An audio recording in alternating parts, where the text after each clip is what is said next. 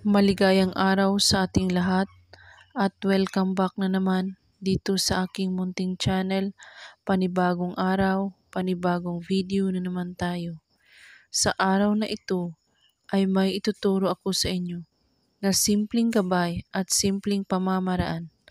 At kung baguhan ka sa channel na ito, ay huwag kalimutang mag-subscribe at i-click ang notification bell para lagi kayong updated sa mga bago kong videos na i-upload.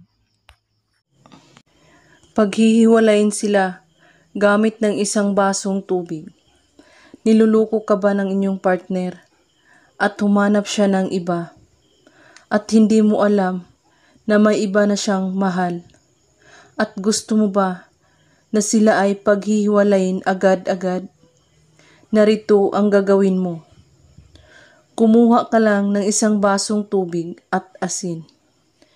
Kunin mo ang baso na may tubig na malinaw at lagyan mo ito ng isang kirot na asin. At saka mo ito paulit-ulit na usalin ng 11 beses.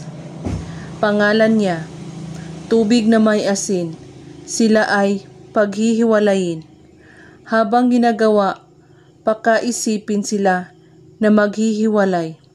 At pagkatapos ay inumin mo ang tubig sa baso. Kailangan walang natitira nito kahit patak lamang. At sa madaling panahon, sila ay maghihiwalay agad-agad.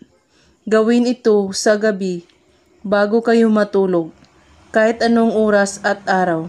Basta't buo ang inyong paniniwala at walang ibang iniisip at pagdududa. At kung may katanungan po kayo ay magko-comment lang po sa baba. Maraming salamat sa panonood. May God bless us all.